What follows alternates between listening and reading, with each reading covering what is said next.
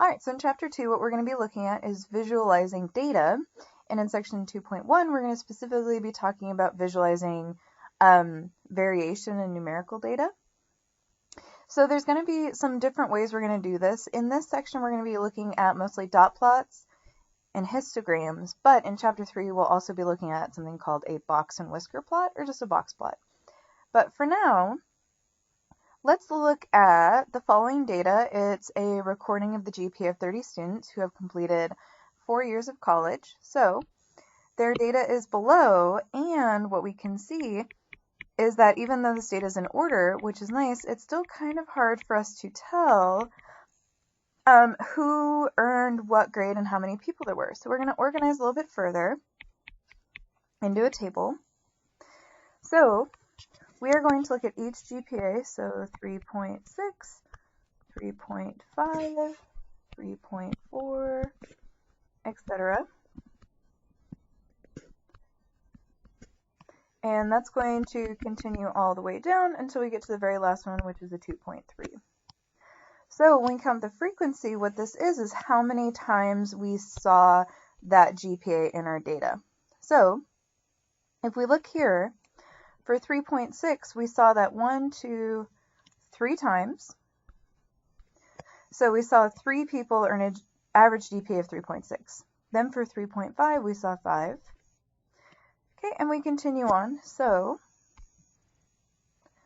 for 3.4, we saw 4, 1, 4, 2, 3. And then we're going to have ones until we're third from the bottom, and then ones. So this is a really nice way to organize data, but what we're going to see is that even this scheme can be a little too detail-oriented.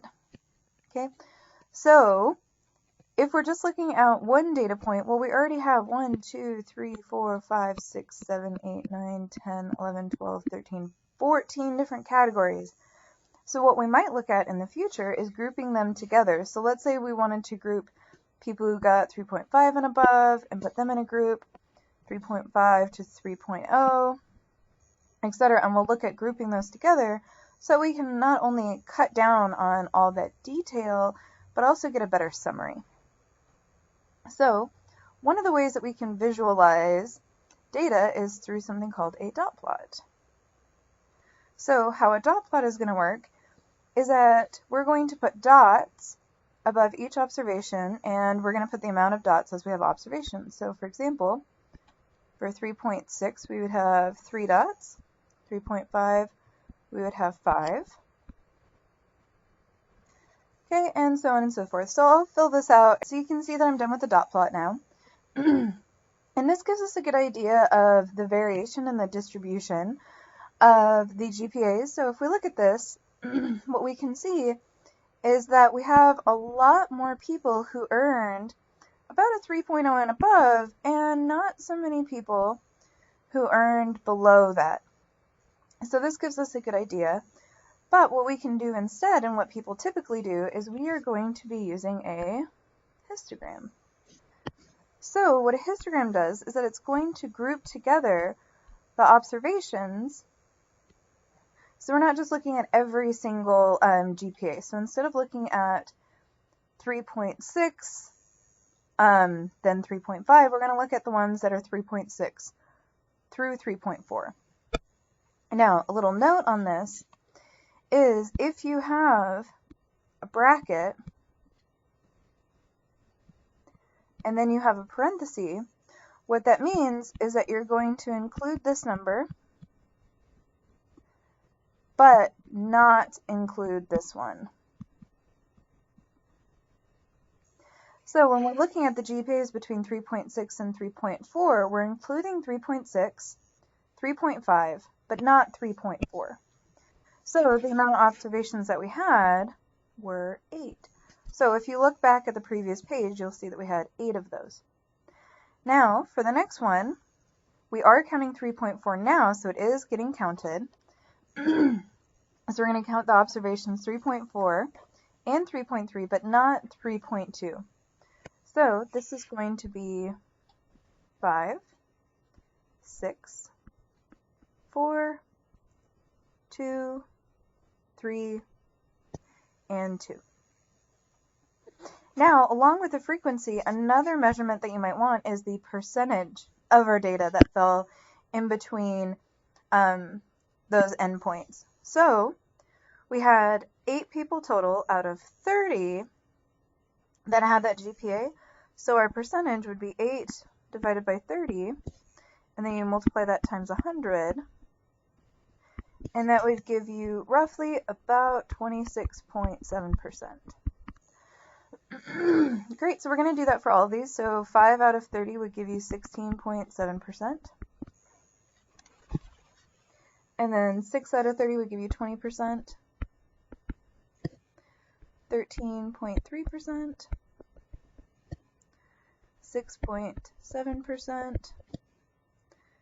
10%. And 6.7% again.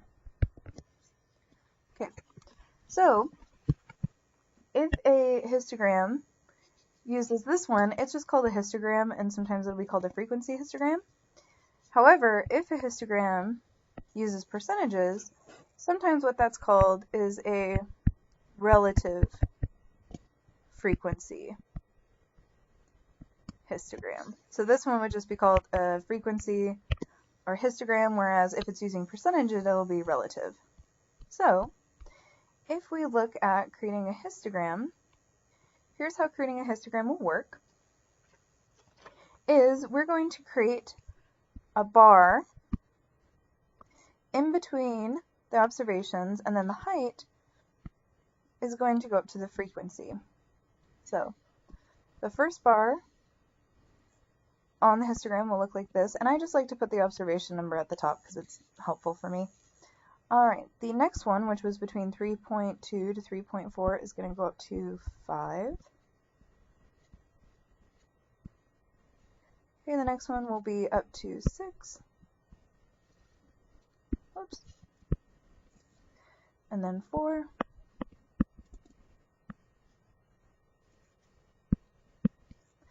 And then this one will be up to 2. And then 3. And then 2. Okay, so again, this is where the y-axis is the frequency, which it always is, and then the x-axis is always going to be your variable. And those are always going to go in numerical order. So you never have these scrambled, and you would never have it go 3.6 to 2.4. It's always going to go smallest to biggest. Okay. Now, if we look at a relative frequency histogram, aka where we have the percentage, well, it's going to be the same. So we're going to create these bars, and they're going to go up to the percentage. So this one will go up to 26.7%. The next one will go up to 16.7%. So about there. And then 20. Okay, 13.3. 6.7. 10. And 6.7 again. Great, so that's the difference between a frequency and a relative frequency. Now, something that we can see when we look at these is that these guys are going to have the same shape. So, even though they summarize the information in a slightly different way, they're going to be summarizing the same information. So we're going to get the same shape on both of these guys. That's important because if you're looking at the homework and it asks you, hey, use this frequency histogram to identify the relative one, you're going to be looking at ones that look identical for your answer. Now, the next one is for you to try on your own. So go ahead and read the next one and pause the video and try it on your own. So the weight of a certain species of animals is listed below in kilograms. The same data was used to make the histogram in the dot plot below. Okay, So go ahead, pause the video. Alright, so let's look at this one together. So, first off, if we look at the histogram, it says we're using the rule where we're going to include 60, but not include 70.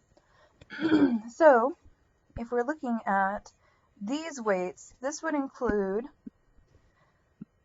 this one right here, would include weights 60, 61, 68. It would also include like 69.99999, but once we got to 70, that would actually jump and then be in this bar instead. Alright, so we want to compare the dot plot and the histogram by listing their similarities and their differences. So the way that they're similar is that they represent the same data,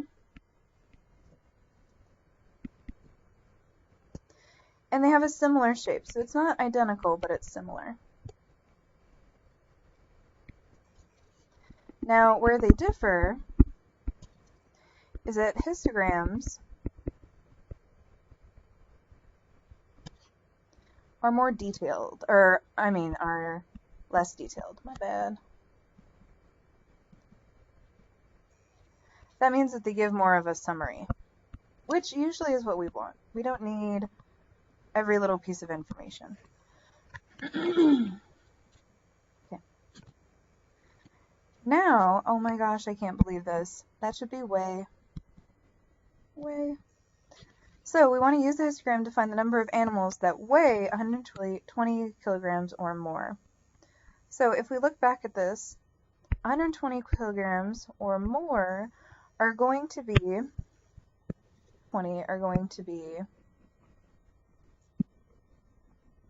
in these boxes right here. So if we look at this, I'm just going to kind of spitball. I'm going to say that that's probably about 18 observations.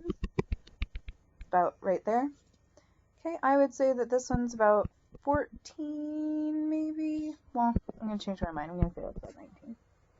This one I would say is about 6, and here I would say that's about 2. So if I want the total, I would take 19 plus 14 plus 6 plus 2. So let's see, 19 plus 14 would give me 33, 39, and 41. Okay, if you got a number that's close to 41, so if you said it was like 38 or 43, that's fine. Okay. Now we want to know what are the most common weights and what are the least common weights. So if I look back at this, it's kind of hard to tell what's the most common one here. I would say it's somewhere around here. Okay, and the least common one would be on this side.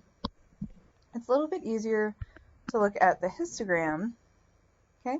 And we also get a little bit different information. So if I just look at this one, I would say the most common weight was about 95. However, the most common weights are actually more grouped in this area. So I'm going to go ahead and use the frequency histogram, and I'm going to say probably between 110 and 120. And I would say the least common would probably be between 150 and 160. So the most common would be between 110 to 120, and the least common I would say between 150 to 160.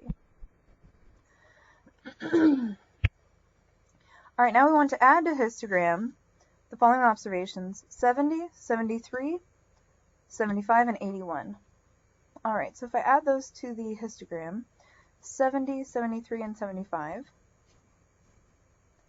So let's see, if I added 70, 73, and 75, those would be numbers between 70 and 80, including 70, because remember that would be the rule, is that you include the number on the left-hand side. So I would have to increase this by 3 observations. So instead of being at 10, this would now be at 13.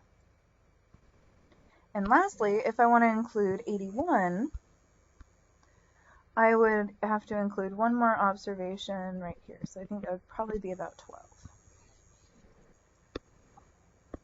Great. So that is it for section 2.1. Now we're going to move on to section 2.2.